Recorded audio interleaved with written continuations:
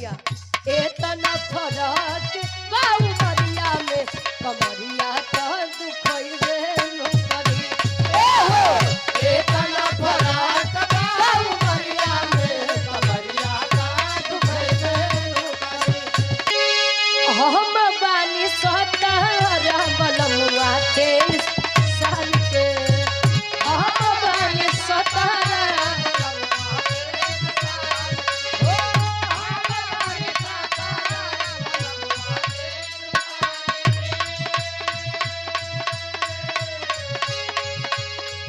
भौजी रे जवनिया राखी खतरे में डाल के भौजी रे जवनिया राखी खतरे में डाल के भौजी रे जवनिया राखी खतरे में डाल के। ए भैया जंगली भैया कोनो कम उम्र के लड़की के शादी लड़किया के उम्र 17 साल रहे लड़कवा के उम्र 23 साल रहे बस 5-6 साल में उ जमाना का रहे कि लड़की से लड़का लगभग 7-8 साल बड़ा रहे 9-10 साल बड़ा रहे यार 35 में 70 काम मारा था। अच्छा जौनपुर में कांड घटा रहा दुल्ही 35 साल के रहे और दुल्हा 70 साल के रहे पहले रात में अब जाए तो भाई बाहर तक न जा प्रेम वह होता है प्रेम। आप लोगों ने हाल ही में एक कांड हुआ था आप लोगों ने फेसबुक के माध्यम से देखा होगा कि लड़की ने अपने प्रेमी की लाश के साथ विवाह किया है। ये होता है प्रेम ये होता है इंतजार ठीक है। पहले काका दादा लोग के शादी हो जाए तो गौना 3 साल 5 साल 9 साल 11 साल अरे यार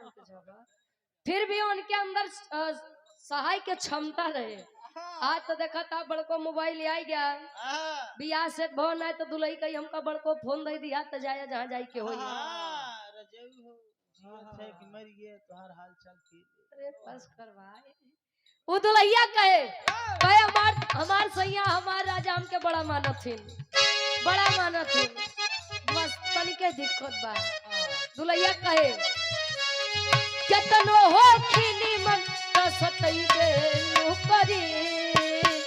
केतनो हो खिनी मन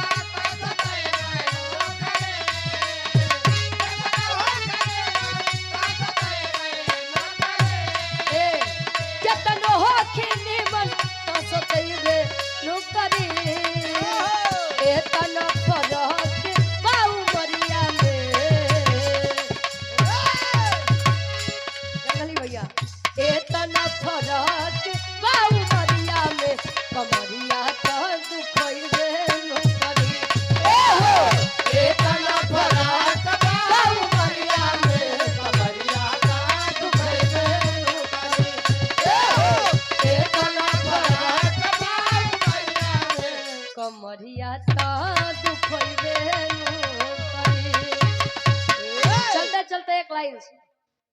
बस चाहने वालों क्या है अब आप वाले भैया क्या बात है वाह वाह हाँ मैं लाइन ला देती कहे श्री राम जानकी बैठे हैं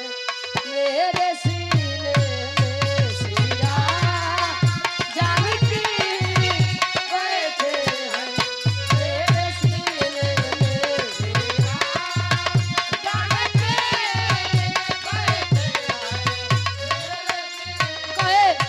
देख लो मेरे दिल के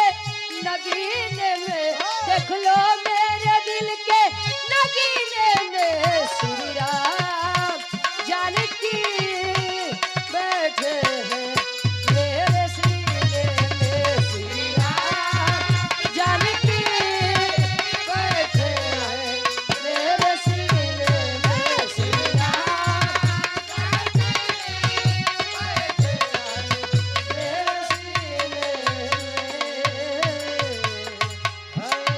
बोलिए सियावर रामचंद्र की बोलिए भगवान कन्हैया की आज के आनंद बोल निरहुआ गुलबिया की मतलब यार नहीं